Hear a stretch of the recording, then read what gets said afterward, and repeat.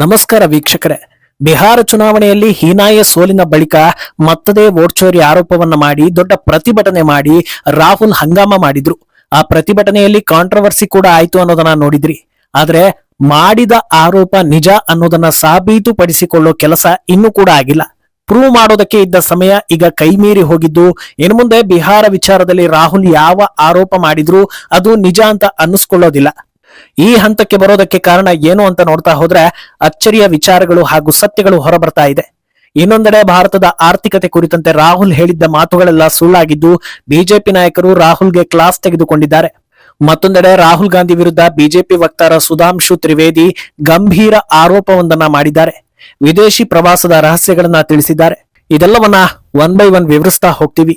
ಈ ವಿಡಿಯೋವನ್ನ ತಪ್ಪದೆ ಕೊನೆ ತನಕ ನೋಡಿ. ಅದಕ್ಕೂ ಮುನ್ನ ಮೀಡಿಯಾ ಮಾನ್ಸ್ಟರ್ ಚಾನೆಲ್ ಅನ್ನ ತಪ್ಪದೆ ಸಬ್ಸ್ಕ್ರೈಬ್ ಮಾಡಿ.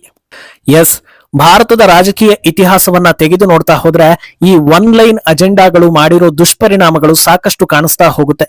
ಏನಿದು ಒನ್ ಲೈನ್ ಅಜೆಂಡಾ ಅಂತ ಕೇಳಿದ್ರೆ ಯಾರೋ ಒಬ್ಬ ವ್ಯಕ್ತಿ ಮೇಲೆ ಏನೋ ಒಂದು ಆರೋಪವನ್ನ ಹೊರಿಸೋದು, ಅದನ್ನ ಪದೇ ಪದೇ ಹೇಳಿ ಎಲ್ಲಾ ಜನರ ತಲೆಯಲ್ಲಿ ಅದನ್ನ ಕೂರೋ ಹಾಗೆ ಮಾಡೋದು. ನಮ್ಮ ಭಾರತೀಯರು ಬೃಹಸ್ಪತಿಗಳಾಗಿರೋದ್ರಿಂದ ಆ ಆರೋಪ ನಿಜಾನ ಸುಳ್ಳ ಏನಿದರ ಹಿನ್ನೆಲೆ ಅಂತ ನೋಡದೆ ಹಾಗಂತೆ ಹೀಗಂತೆ ಅಂತ ಅದೇ ಸತ್ಯ ಅಂತ ಬಾಯಿಂದ ಬಾಯಿಗೆ ಹೇಳಿ ದೊಡ್ಡ ಇಶ್ಯೂ ಮಾಡೋದು. ಆದ್ರೆ ಇತ್ತೀಚಿನ ದಿನಗಳಲ್ಲಿ ಕೆಲ ಭಾರತೀಯರು ಎಚ್ಚರಗೊಂಡಿರೋದ್ರಿಂದ ಯಾವುದೇ ವಿಷಯದ ಅಸಲಿಯತ್ತನ್ನ ಪರಿಶೀಲಿಸೋ ಕೆಲಸ ಮಾಡ್ತಾ ಇದ್ದಾರೆ. ಆದ್ರೆ ಇನ್ನೊಂದು ದಿಕ್ಕಲ್ಲಿ ಹೌದೌದು ಅಂತ ಎಲ್ಲದಕ್ಕೂ ತಲೆಯಾಡಿಸುವವರು ಕೂಡ ಇದ್ದಾರೆ ಅನ್ನೋದು ವಾಸ್ತವ. ಈಗ ಈ ವಿಚಾರಗಳನ್ನ ಹೇಳ್ತಾ ಇರೋದು ಯಾಕೆ ಅಂದ್ರೆ ರಾಹುಲ್ ಗಾಂಧಿಯ ವೋಟ್ ಚೋರಿ ಆರೋಪ ಇನ್ನೂ ಸಾಬೀತಾಗಿಲ್ಲ. ಆದ್ರೆ ಸಾಬೀತು ಮಾಡೋದಕ್ಕೆ ಇದ್ದ ಅವಕಾಶ ಈಗ ಮುಗಿದು ಹೋಗಿದೆ ಅನ್ನೋದು. ಬಿಹಾರ ಚುನಾವಣೆ ಫಲಿತಾಂಶ ಬಂದು 45 ದಿನಗಳು ಕಳೆದಿವೆ. 202 ಸೀಟ್ ಪಡೆದ ಎನ್ಡಿಎ ಯಾವುದೇ ಗೊಂದಲ ಇಲ್ಲದೆ ಸರ್ಕಾರ ರಚನೆ ಮಾಡಿದೆ. ಮೊದಲ ಹಂತದ ಕ್ಯಾಬಿನೆಟ್ ರಚನೆ ಮುಗಿದು ಎರಡನೇ ಹಂತದ ಕ್ಯಾಬಿನೆಟ್ ಮಾತುಕತೆ ಫೈನಲ್ ಆಗಿರೋ ಸುದ್ದಿಗಳು ಬರ್ತಾ ಇವೆ. ಆದ್ರೆ ಈ ಸುದೀರ್ಘ ಅವಧಿಯಲ್ಲಿ ಜರ್ಮನಿ ಆ ದೇಶ ಈ ದೇಶ ಅಂತ ವಿದೇಶಗಳಲ್ಲಿ ರಾಹುಲ್ ಗಾಂಧಿ ಕಾಲಹರಣ ಮಾಡಿದ್ರು. ದೊಡ್ಡದಾಗಿ ಒಂದು ಪ್ರತಿಭಟನೆ ಮಾಡಿ ವಿದೇಶಕ್ಕೆ ಹೋಗಿ ಬಂದ ರಾಹುಲ್ ಈಗ ತಮ್ಮ ಕುಟುಂಬದ ವಿವಾಹ ಕಾರ್ಯಕ್ರಮದಲ್ಲಿ ಚಿತ್ತ ನೆಟ್ಟಿದ್ದಾರೆ. ಈ 45 ದಿನಗಳಲ್ಲಿ ಯಾರು ಕೂಡ ರೀಕೌಂಟಿಂಗ್ಗೆ ಡಿಮ್ಯಾಂಡ್ ಮಾಡಿಲ್ಲ, ವಿವಿಪ್ಯಾಟ್ ಮ್ಯಾಚಿಂಗ್ ಬಗ್ಗೆ ಪ್ರಶ್ನೆ ಕೇಳಿಲ್ಲ, ಸಿಸಿಟಿವಿ ಫುಟೇಜ್ಗೆ ಬೇಡಿಕೆ ಇಡಲಿಲ್ಲ. ಈ ವಿಚಾರವನ್ನ ಎಲ್ಲರೂ ಗಮನದಲ್ಲಿ ಇರಿಸಿಕೊಳ್ಳೋ ಹಾಗಾಗಿದೆ.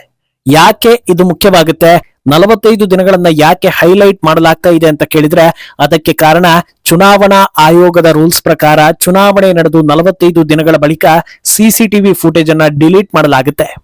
ಏನೇ ಸಮಸ್ಯೆಗಳು ಅನುಮಾನಗಳು ಅಥವಾ ಪೆಟಿಷನ್ ಇದ್ರೂ ಈ ಅವಧಿಯಲ್ಲಿ ಮನವಿ ಮಾಡಿ ಕೋರ್ಟ್ ಮುಖಾಂತರವೋ ಅಥವಾ ಮನವಿ ಮೇರೆಗೆ ಎಲೆಕ್ಷನ್ ಕಮಿಷನ್ ನಿಂದ ಆ ಫುಟೇಜ್ ಅನ್ನ ಪಡೆಯೋದಕ್ಕೆ ಅವಕಾಶ ಇರುತ್ತೆ. ಆದ್ರೆ 45 ದಿನಗಳ ಬಳಿಕ ಆ ಫುಟೇಜ್ ಸಿಕ್ಕೋದಿಲ್ಲ. ಕಳೆದ ಕೆಲ ದಿನಗಳ ಹಿಂದೆ ಇದೇ ಕಾಂಗ್ರೆಸ್ 45 ದಿನ ಆದ್ಮೇಲೂ ನಮಗೆ ಫುಟೇಜ್ ಕೊಡಬೇಕು ಅಂತ ದನಿ ಏರಿಸಿದ್ರು. ಇವಿಎಂ ವಿರುದ್ಧ ಆರೋಪಗಳನ್ನ ಮುಂದುವರಿಸಿದ್ರು. ಆದ್ರೆ ಕೋರ್ಟ್ ನಲ್ಲಿ ಈ ಆರೋಪಕ್ಕೆ ಹಿನ್ನಡೆ ಆಗಿತ್ತು. ಸಿಸಿಟಿವಿ ಫುಟೇಜ್ಗಳು ತಾಂತ್ರಿಕ ವಿಚಾರ ಆಗಿರೋದ್ರಿಂದ ನಿರ್ದಿಷ್ಟ ಅವಧಿಯ ನಂತರ ಅದನ್ನ ಡಿಲೀಟ್ ಮಾಡಲಾಗುತ್ತೆ. ಒಂದು ವೇಳೆ ಅದರ ಅವಶ್ಯಕತೆ ಇತ್ತು, ಅದು ಬಹಳ ಮುಖ್ಯ ಆಗಿತ್ತು ಅಂದ್ರೆ ಕೋರ್ಟ್ ಮುಖಾಂತರ ಆ ಫುಟೇಜ್ ಅನ್ನ ಡಿಲೀಟ್ ಮಾಡದಂತೆ ಮನವಿ ಮಾಡಬಹುದು ಅನ್ನೋದನ್ನ ಹೇಳಿದ್ರು. ಆದ್ರೆ ಈ 45 ದಿನಗಳಲ್ಲಿ ಆ ಕೆಲಸವನ್ನ ಕಾಂಗ್ರೆಸ್ ಮಾಡಿಲ್ಲ. ಈ ವಿಚಾರ ಇಲ್ಲಿಗೆ ಮುಗಿದು ಹೋಗುತ್ತಾ ಅಂತ ಕೇಳಿದ್ರೆ ಖಂಡಿತ ಇಲ್ಲ. ಕಾನೂನಾತ್ಮಕವಾಗಿ ಅವಕಾಶ ಇದ್ದಾಗ ಸೈಲೆಂಟ್ ಆಗಿದ್ದು ಇನ್ನು ಸ್ವಲ್ಪ ದಿನಗಳ ಬಳಿಕ ಮೆಲ್ಲಗೆ ಒಂದೊಂದೇ ಹಳೆ ಅಸ್ತ್ರಗಳನ್ನ ಬಿಡೋ ಸಾಧ್ಯತೆ ಬಗ್ಗೆ ಜನರು ಅನುಮಾನವನ್ನ ವ್ಯಕ್ತಪಡಿಸ್ತಾ ಇದ್ದಾರೆ. ಮೊದಲಿಗೆ ಬಿಹಾರದಲ್ಲಿ ವೋಟ್ ಚೋರಿ ಆಯ್ತು ಅನ್ನೋದು, ಎಲೆಕ್ಷನ್ ಕಮಿಷನ್ ಅಧಿಕಾರಿಗಳನ್ನ ನಾವು ಸುಮ್ಮನೆ ಬಿಡೋದಿಲ್ಲ ಅನ್ನೋದು, ನಮಗೆ ಈಗ ತನಿಖೆ ಆಗ್ಬೇಕು, ಸಿಸಿಟಿವಿ ಫುಟೇಜ್ ಕೊಡಿ ಅಂತ ಕೇಳೋದು. ಹೇಗೂ ಸಿಸಿಟಿವಿ ಫುಟೇಜ್ ಕೊಡೋದಕ್ಕೆ ಆಗದೆ ಇರೋದ್ರಿಂದ ಎಲೆಕ್ಷನ್ ಕಮಿಷನ್ ಇಲ್ಲ ಅಂತ ಹೇಳುತ್ತೆ. ಆಮೇಲೆ ನೋಡಿದ್ರ ಸಿಸಿಟಿವಿ ಫುಟೇಜ್ ಕೊಡಲ್ಲ ಅಂತಿದ್ದಾರೆ. ಇದರಲ್ಲೇ ಗೊತ್ತಾಗುತ್ತೆ ಎಲೆಕ್ಷನ್ ನಲ್ಲಿ ಮೋಸ ಆಗಿದೆ ಅಂತ. ಮೋದಿ ಸರ್ಕಾರ ಎಲೆಕ್ಷನ್ ನಲ್ಲಿ ಮೋಸ ಮಾಡ್ಬಿಟ್ಟಿದೆ, ಮೋದಿ ಎಲ್ಲವನ್ನೂ ತಮ್ಮ ಕೈವಶ ಮಾಡ್ಕೊಂಡಿದ್ದಾರೆ. ಹೀಗೆ ಒಂದಾದ ನಂತರ ಒಂದು ಆರೋಪಗಳನ್ನ ಮಾಡ್ತಾ ಹೋಗೋದು. ಇನ್ನು ಯಾವುದೇ ವಿಚಾರ ಮಾಡದೆ ಅಸಲಿಯತ್ತು ಪರಿಶೀಲಿಸದೆ ಯಾರು ಏನೇ ಹೇಳಿದ್ರು ಹೌದೌದು ಅಂತ ತಲೆಯಾಡಿಸೋದಕ್ಕೆ ಹುಟ್ಟಿರುವಂತಹ ಬೃಹಸ್ಪತಿಗಳು ಇದನ್ನ ನಂಬ್ತಾರೆ. ಸೋಷಿಯಲ್ ಮೀಡಿಯಾಗಳಲ್ಲಿ ವೋಟ್ ಚೋರಿ ಆಗಿದೆ ಅಂತಾರೆ, ಹೋದಲ್ಲಿ ಬಂದಲ್ಲಿ ಅದನ್ನೇ ಹೇಳ್ತಾರೆ. ನಾವು ಹೇಳಿದ್ದನ್ನ ಕೇಳೋದಕ್ಕೆ ಇಷ್ಟೊಂದು ಜನರಿದ್ದಾರಲ್ಲ ಅಂತ ರಾಹುಲ್ ಖುಷಿ ಆಗ್ತಾರೆ ಅನ್ನೋದು ಜನಾಭಿಪ್ರಾಯ. ಹಾಗಿದ್ರೆ ಇಲ್ಲಿ ಸೋತಿದ್ಯಾರು ಗೆದ್ದಿದ್ಯಾರು ಅನ್ನೋದು ನಿಮ್ಮ ನಿಮ್ಮ ಯೋಚನೆಗೆ ಬಿಟ್ಟ ವಿಚಾರ. ಮಹಾರಾಷ್ಟ್ರ ಎಲೆಕ್ಷನ್ ಇಂದ ಹಿಡಿದು ಹರಿಯಾಣ ಹಾಗೂ ಬಿಹಾರ ತನಕ ಇದೇ ರಿಪೀಟ್ ಆಗ್ತಾ ಇರೋದನ್ನ ಜನರು ನೋಡ್ತಾ ಇದ್ದಾರೆ. ಈ ಸಂಬಂಧ ಪ್ರೆಸ್ ಮೀಟ್ ಮಾಡುವಾಗ ಸಾವಿರಾರು ಪುಟಗಳ ದಾಖಲೆಗಳನ್ನ ತಂದು ಎಲ್ಲರಿಗೂ ತೋರಿಸ್ತಾರೆ.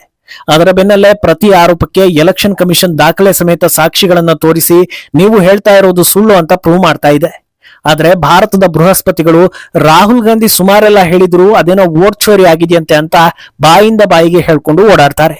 ಇಲ್ಲಿ ಸೋತಿದ್ಯಾರು ಗೆದ್ದಿದ್ಯಾರು ಅನ್ನೋದು ನಿಮ್ಮ ನಿಮ್ಮ ಯೋಚನೆಗೆ ಬಿಟ್ಟ ವಿಚಾರ. ಬಹಳಷ್ಟು ಜನರಲ್ಲಿರೋ ಪ್ರಶ್ನೆ ಏನಂದ್ರೆ ವೋಟ್ ಚೋರಿ ಅನ್ನೋದು ಸಾಬೀತಾಗದೇ ಇದ್ರು ಮತ್ತೆ ಮತ್ತೆ ಅದನ್ನೇ ಹೇಳ್ತಾ ಇರೋದು ಯಾಕೆ ಅಂತ. ಇದರಿಂದ ಅವರಿಗೆ ಲಾಭ ಏನು ಅಂತ. ಲಾಭ ಇಲ್ಲದೆ ಖಂಡಿತ ಇದನ್ನ ಮಾಡ್ತಾ ಇಲ್ಲ ಅನ್ನೋದು ರಾಜಕೀಯವನ್ನ ತಿಳಿದವರು ಹೇಳ್ತಾ ಇರೋ ಮಾತು. ಯಾಕಂದ್ರೆ ಈ ಒನ್ ಲೈನ್ ಅಜೆಂಡಾಗಳ ಉದ್ದೇಶವೇ ಭವಿಷ್ಯದ ಲಾಭ. ಹೇಗೆ ಅಂದ್ರೆ ಈಗ ವೋಟ್ ಚೋರಿ ಹೆಸರಲ್ಲಿ ನೂರಾರು ಹೋರಾಟ ಆಯ್ತು ಅಂತ ಅಂದ್ಕೊಳ್ಳಿ. ಇನ್ನು ಹಲವು ವರ್ಷಗಳನ್ನ ಕಳೆದು ಯಾರೋ ಒಬ್ಬ ನವ ಯುವಕ ಸೋಷಿಯಲ್ ಮೀಡಿಯಾದಲ್ಲಿ ವೋಟ್ ಚೋರಿ ಅಂತ ಸರ್ಚ್ ಮಾಡ್ತಾನೆ. ಆಗ ಆತನಿಗೆ ವಿವಿಧ ವೆಬ್ಸೈಟ್ಗಳಲ್ಲಿ ವೋಟ್ ಚೋರಿ ಆರೋಪದ ಕುರಿತಂತೆ ಆರ್ಟಿಕಲ್ಗಳು ಸಿಗ್ತಾ ಹೋಗುತ್ತವೆ. ಅದರಲ್ಲಿ ಹೈಲೈಟ್ ಆಗೋದು ರಾಹುಲ್ ಆರೋಪ ಮಾಡಿದ್ರು, ಇಂತಿಂತ ದಾಖಲೆಗಳನ್ನ ತೋರಿಸಿದ್ರು, ಇಷ್ಟು ಸಲ ಹೋರಾಟ ಆಗಿತ್ತು ಅನ್ನೋದು. ಆದ್ರೆ ಈ ಹೋರಾಟಗಳು ನಿಜಾನಾ, ಆರೋಪಗಳು ನಿಜಾನಾ, ಇದಕ್ಕೆ ಉತ್ತರ ಕೊಟ್ಟವರು ಏನ್ ಹೇಳಿದ್ರು, ಯಾವ ರೀತಿ ಪ್ರತಿಕ್ರಿಯೆ ಬಂದಿತ್ತು, ಇದ್ಯಾವುದೂ ಕೂಡ ಹೈಲೈಟ್ ಆಗದೆ ಕೊನೆಯ ಸಾಲಲ್ಲಿ ಉಳಿದು ಹೋಗುತ್ತೆ.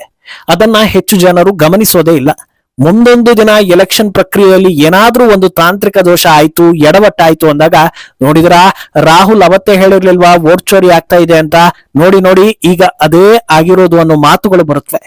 ಅರಿವಿಲ್ಲದೆ ಸುಳ್ಳುಗಳೇ ನಿಜವೇನೋ ಅಂತ ಅನ್ನಿಸೋ ಪರಿಸ್ಥಿತಿ ನಿರ್ಮಾಣ ಆಗ್ತಾ ಹೋಗುತ್ತೆ. ಇದನ್ನೇ ರಾಜಕೀಯ ಪ್ರೊಪಾಗಾಂಡ ಅಂತ ಕರೆಯೋದು ಅಂತ ಜನರು ಹೇಳ್ತಾ ಇರೋದು. ಹೇಗೆ ಸ್ವಾತಂತ್ರ್ಯಕ್ಕಾಗಿ ಸಾವಿರಾರು ಜನ ಪ್ರಾಣ ಕೊಟ್ಟರು, ಬೃಹಸ್ಪತಿ ಭಾರತೀಯರು ಕೆಲವರನ್ನು ಮಾತ್ರ ನೆನಪಿಟ್ಕೊಂಡು ಜೈ ಅಂತ ಕೂಗ್ತಾ ಇದ್ದಾರೋ, ಹಾಗೆ ಯಾವುದನ್ನ ಹೈಲೈಟ್ ಆಗೋ ತರ ಮಾಡಬೇಕು, ಯಾವುದನ್ನ ಮಾತ್ರ ಹೈಲೈಟ್ ಆಗೋ ತರ ಮಾಡಬೇಕು ಅನ್ನೋದು ಕೂಡ ದೊಡ್ಡ ಅಜೆಂಡಾ ಅನ್ನೋದು ಹಲವರ ಅನಿಸಿಕೆ. ಇನ್ನು ಇದೇ ಹೊತ್ತಲ್ಲಿ ಬಿಜೆಪಿ ವಕ್ತಾರರು ರಾಹುಲ್ಗೆ ಕ್ಲಾಸ್ ತೆಗೆದುಕೊಂಡಿದ್ದಾರೆ. ಹೊಸ ವರ್ಷದ ಹೊತ್ತಲ್ಲೇ ಭಾರತ ಆರ್ಥಿಕತೆಯಲ್ಲಿ ಇನ್ನೊಂದು ಮೆಟ್ಟಿಲನ್ನ ಏರಿದ್ದು ಜಪಾನನ್ನ ಹಿಂದಿಕ್ಕಿ ವಿಶ್ವದ 4ನೇ ಅತಿ ದೊಡ್ಡ ಆರ್ಥಿಕತೆಯಾಗಿ ಹೊರಹೊಮ್ಮಿದೆ. ಭಾರತದ ಆರ್ಥಿಕತೆ ಕುಗ್ಗಿ ಹೋಗಿದೆ, ಸತ್ತಿದೆ ಅನ್ನೋ ಮಾತನ್ನ ಟ್ರಂಪ್ ಹೇಳ್ತಾ ಇದ್ದಂತೆ ರಾಹುಲ್ ಗಾಂಧಿ ಕೂಡ ಹೌದೌದು ಅಂತ ಹೇಳಿದ್ರು. ಅದೇ ವಿಚಾರಕ್ಕೆ ಈಗ ಪೂನಾವಾಲಾ ರಾಹುಲ್ ವಿರುದ್ಧ ಕಿಡಿಕಾರಿದ್ದಾರೆ. ರಾಹುಲ್ ಬಾಯಿ ತೆಗೆದರೆ ಭಾರತದ ವಿರುದ್ಧ ಮಾತಾಡೋದು ಅಭ್ಯಾಸ ಆಗ್ಬಿಟ್ಟಿದೆ. ಇತ್ತೀಚೆಗೆ ಬರ್ಲಿನ್ಗೆ ಹೋಗಿ ಅಲ್ಲೂ ಕೂಡ ಭಾರತದ ವಿರುದ್ಧ ಸಾಕಷ್ಟು ವಿಚಾರಗಳನ್ನ ಹೇಳಿ ಬಂದಿದ್ರು. ಆದ್ರೆ ಅವರ ಆರೋಪಗಳಿಗೂ ವಾಸ್ತವಕ್ಕೂ ಎಷ್ಟು ವ್ಯತ್ಯಾಸ ಇದೆ ಅನ್ನೋದಕ್ಕೆ ಭಾರತದ ಆರ್ಥಿಕತೆ ಏರಿರೋದೇ ಸಾಕ್ಷಿ. ರಾಹುಲ್ ರನ್ನ ಲೀಡರ್ ಆಫ್ ಅಪೋಸಿಷನ್ ಅನ್ನೋದಕ್ಕಿಂತ ಲೀಡರ್ ಆಫ್ ಪ್ರೊಪಾಗಂಡಾ ಅಂತ ಕರೆಯೋದು ಸೂಕ್ತ ಅಂತ ಹೇಳಿದ್ದಾರೆ. ಇನ್ನೊಂದೆಡೆ ಸುಧಾಂಶು ತ್ರಿವೇದಿ ಕೂಡ ರಾಹುಲ್ ವಿರುದ್ಧ ಕಿಡಿಕಾರಿದ್ದಾರೆ. ರಾಹುಲ್ ವಿದೇಶಗಳಿಗೆ ಹೋಗ್ತಾ ಇರೋದು ಆಂಟಿ ಇಂಡಿಯನ್ ಕೆಲಸ ಮಾಡೋದಕ್ಕೆ. ಅವರ ಗುರು ಸ್ಯಾಮ್ ಪಿತ್ರೋಡಾ ಇತ್ತೀಚೆಗೆ ಅದನ್ನ ಬಾಯಿ ಬಿಟ್ಟು ಹೇಳಿದ್ರು. ರಾಹುಲ್ ಪ್ರೋಗ್ರೆಸಿವ್ ಅಲಯನ್ಸ್ ನ ಸದಸ್ಯ ಆಗಿರೋದನ್ನ ಅವರೇ ಒಪ್ಕೊಂಡಿದ್ದಾರೆ. ಹಲವು ಅಂತಾರಾಷ್ಟ್ರೀಯ ಆಂಟಿ ಇಂಡಿಯನ್ ಏಜೆನ್ಸಿಗಳ ಜೊತೆಗೆ ರಾಹುಲ್ ಸಂಪರ್ಕ ಇದೆ ಅಂತ ಆರೋಪಿಸಿದ್ದಾರೆ. ಒಟ್ನಲ್ಲಿ ರಾಹುಲ್ ಪ್ರತಿ ಹಂತದಲ್ಲೂ ಎಕ್ಸ್ಪೋಸ್ ಆದಂತೆ ಕಾಣಿಸ್ತಾ ಇದ್ದಾರೆ. ಮುಂದೇನಾಗುತ್ತೆ ಅನ್ನೋದನ್ನ ಕಾದು ನೋಡ್ಬೇಕು. ಈ ಬಗ್ಗೆ ನಿಮ್ಮ ಅಭಿಪ್ರಾಯವನ್ನ ತಪ್ಪದೆ ಕಮೆಂಟ್ ಮೂಲಕ ತಿಳಿಸಿ.